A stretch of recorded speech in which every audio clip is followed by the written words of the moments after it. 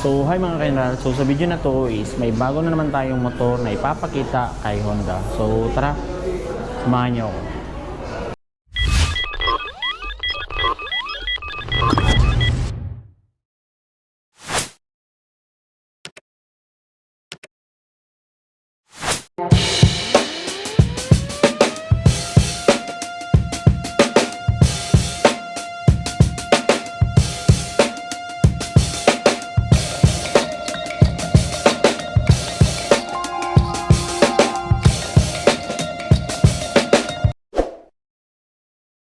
So walang ibang mga general kundi ang Honda Beat version 3 2023. So ito siya mga general. Yan. So sikat ang Honda Beat kasi kilala siya sa bilang isa sa pinakamatipid na scooter ni Honda. Ang bagong Honda Beat pala mga general ay may dalawang color variants, no. So ang playful at itong nasa harap natin is ang premium. So matte black. So meron din tong white. So kitang-kita nyo maganda yung pagka gawa ng premium na matte black. Yan. Ang makina ng motor na ito mga general ay naka 4-stroke, single overhead cam, air-cooled, ESP engine at meron siyang 110cc engine displacement. So meron din itong maximum power na 6.63 kilowatts at 7,500 RPM at max torque naman na 9.3 Newton meters at 6,000 RPM. So puntahan agad natin ang mga physical features ng motor na to. So mga general, nandito pala yung old version ng Honda Beat, no. Yan. So madali lang natin makikita ang pagkakaiba nila. Unang-una mga general is ang kanyang itsura dito sa mukha. Yan. So dito mga general is naka all LED na siya. Yan. And then mas marami na siyang detalye sa kanyang harapan. So bulb type pa rin yung mga turning lights nito mga general. Tsaka sa harap is napakasimple lang nito.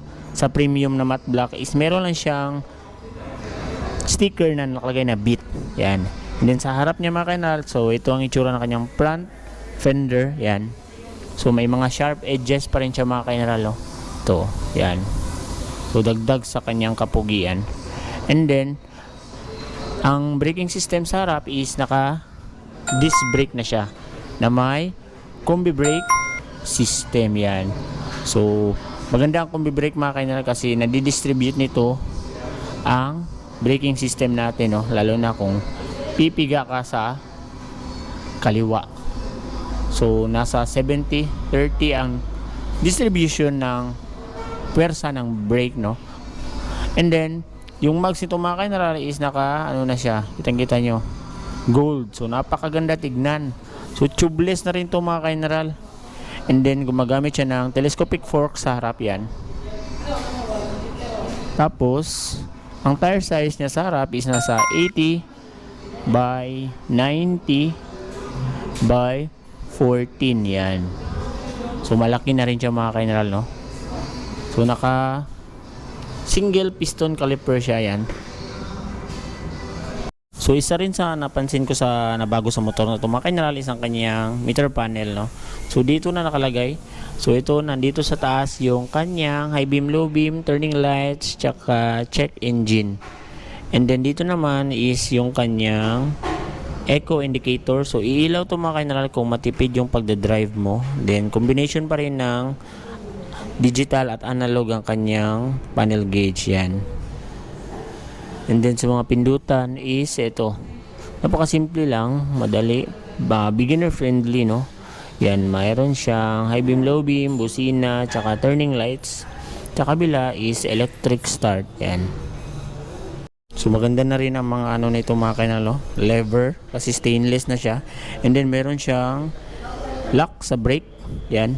Maganda to mga kanalo lalo na kung nagpa-park ka sa mga downhill or uphill para hindi gumalaw yung motor mo at hindi matumba. So ito siya mga kanalo. Sa traffic din mga kanalo, pwede mo rin tong gamitin para hindi ka aatras habang nasa traffic light.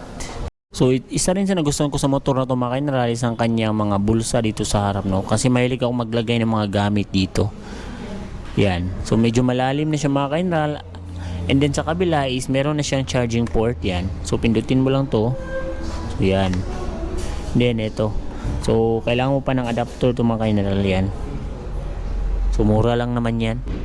Maganda siya kasi may takip na rin siya. Yan. And then, ang susian niya mga general sa ating upuan is nandito na. So, pipindutin mo na lang yung seat, ma-open na siya. Unlike sa dating version is pupunta ka ba dito sa likod kasi dito banda nakalagay yung kanyang susian sa upuan. So, meron na rin siyang shutter lock mga general, dagdag sa security feature ng motor para hindi siya agad-agad manakaw.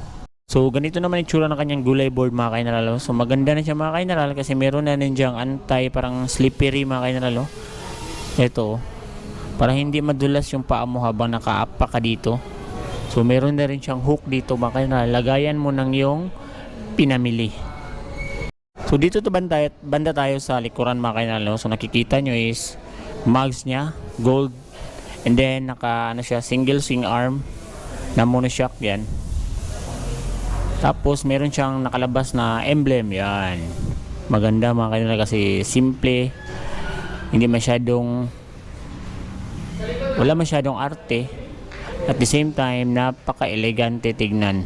Yan.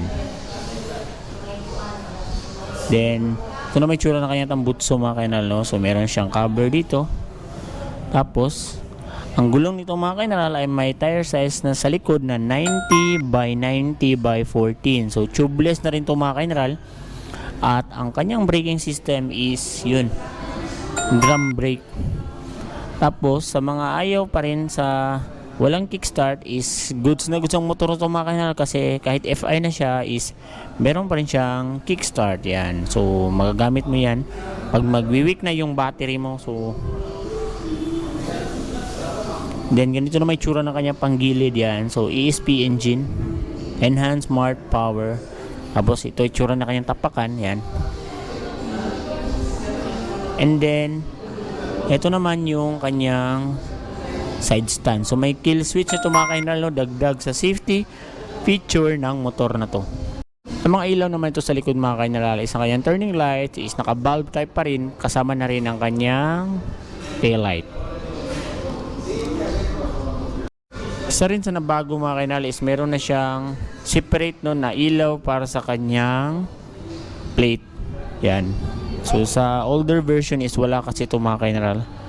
Ang motor na to ay meron ding bore stroke na 47 by 63.1 mm at compression ratio na 10.0:1.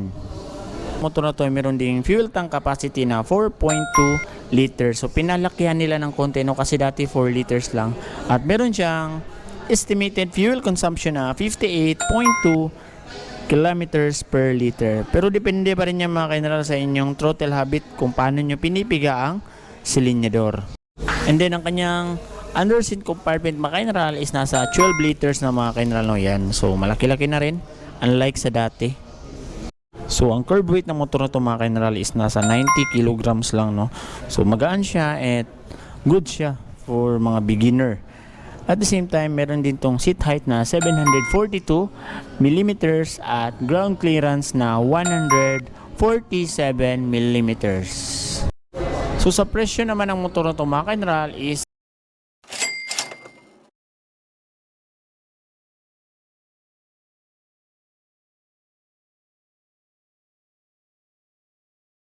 kung gustong-gusto niyo talaga is you can visit on the Jeep Jam Lanay Kalumpang. Yan. So nandito rin yung playful mga kainal kung mas gusto niyo yung bata-bata kayo tignan. So nandito siya. So yun lang mga kainal. Kung may mga motor pa kayong gustong i-vlog natin is comment down below lang. So yun lang mga kainal. Ride safe. Bye-bye.